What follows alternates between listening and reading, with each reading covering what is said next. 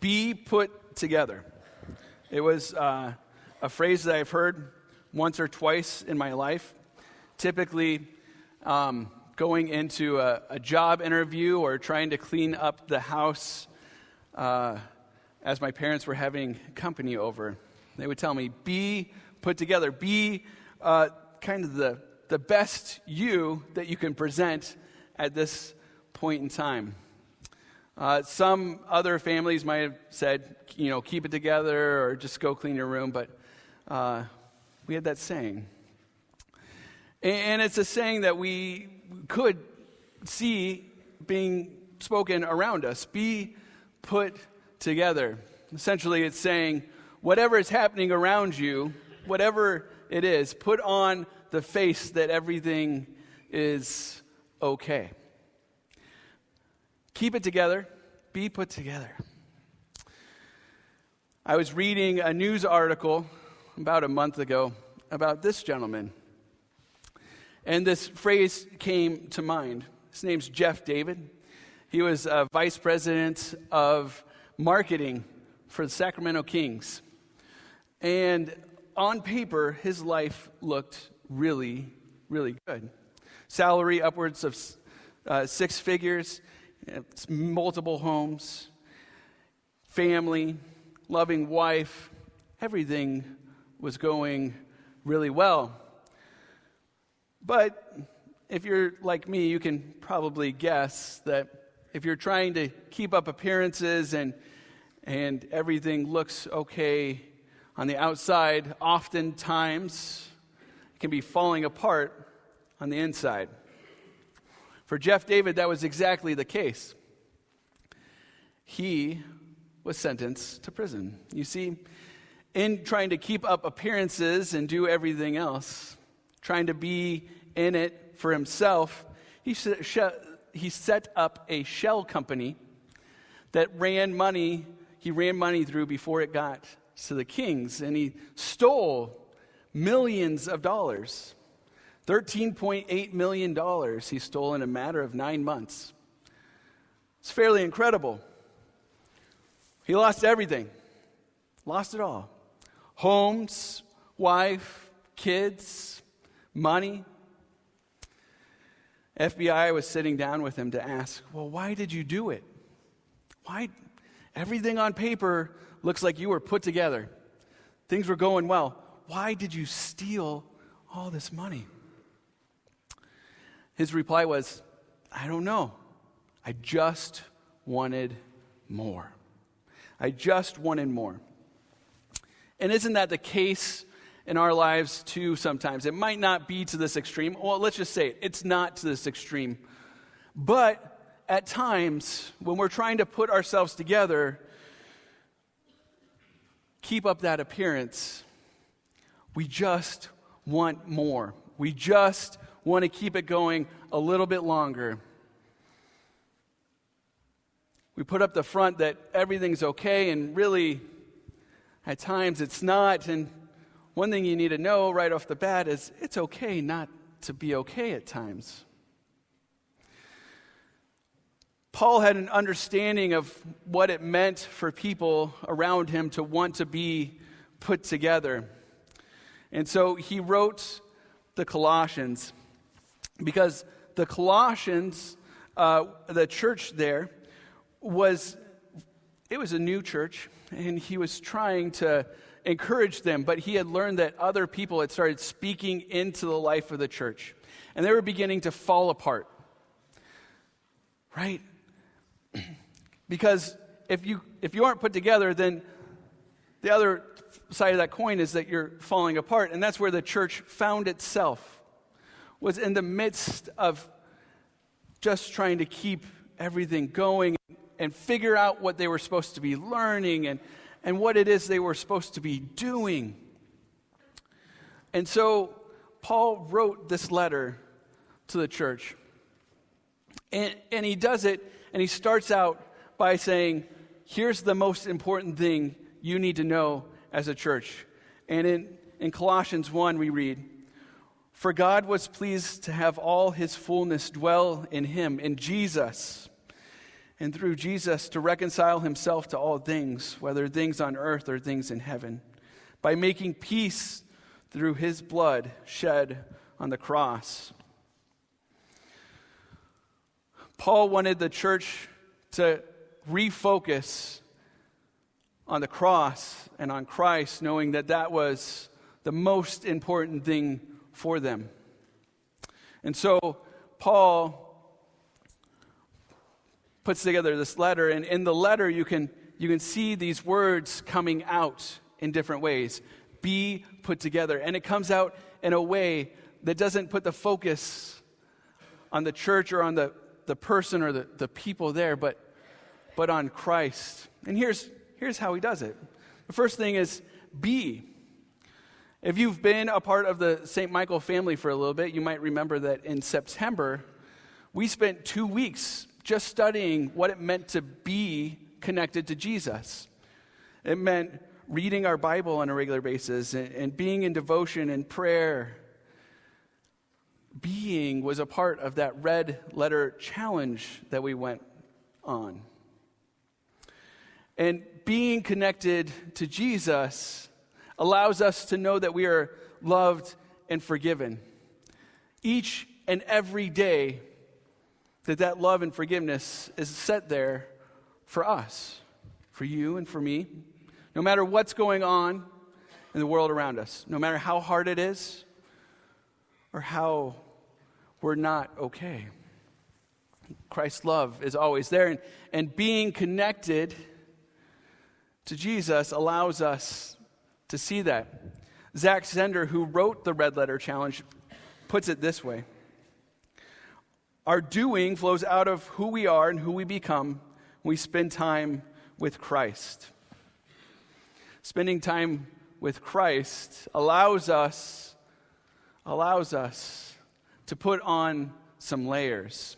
And that's the next thing that Paul lifts up for his church, for the church in the Colossians. And so as he lifts these layers up, let's see what they are.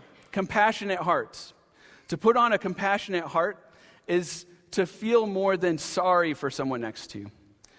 So it can be easy for us to look at someone who is hurting and having a hard day and not okay, and to say, oh, I'm sorry, today is hard, and keep walking.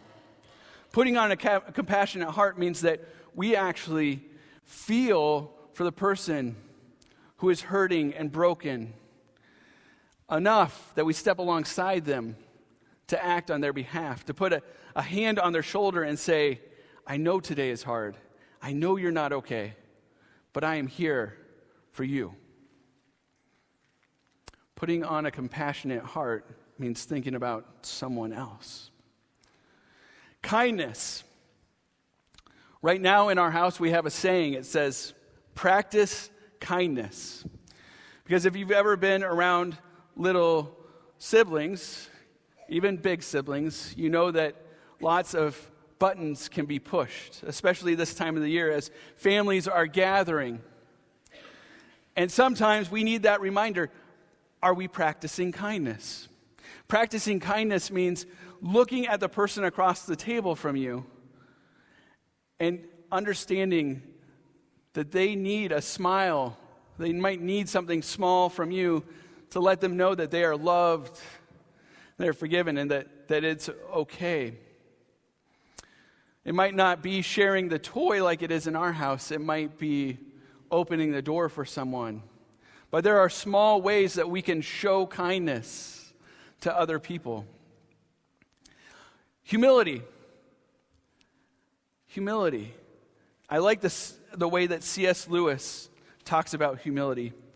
He says this, humility is not thinking less of yourself. It is thinking of yourself less. Do you catch a theme with the layers that Paul is asking the church to put on? As we think about the world around us, we see a focus on you and yourself and what you can do and the facade that you can put up or things of that nature. It's all about the self. Here, Paul is saying, put on layers that are focused on the people around you. Put on layers that put focus on how you can help your neighbor and love them in very tangible ways, not just to say, yes, I love my neighbor, but to step alongside them and actually show them what it means to be loved. These layers might seem a little daunting.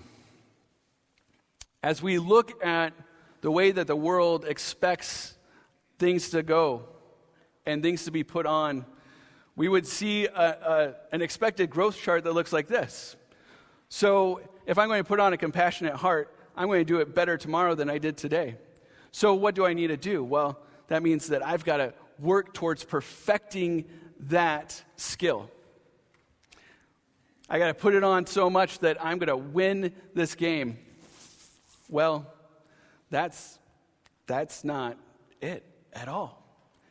You see, Paul, after he says to put on the layers, he goes back and says this. Here's another layer to put on.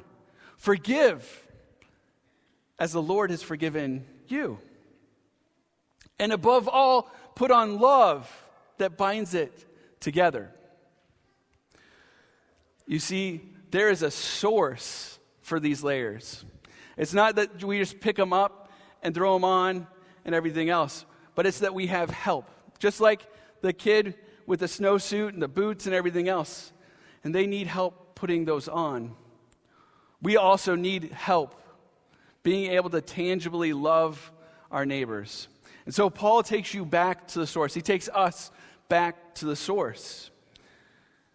He says, knowing Jesus and being connected to Jesus allows us to put on the layers. It allows us to know that every morning, it doesn't matter what happened yesterday, we can strive to put on those layers today. And every morning, it doesn't matter how you did yesterday on putting on the layers. That's our goal, is to put on compassionate hearts and kindness, humility, meekness, and patience.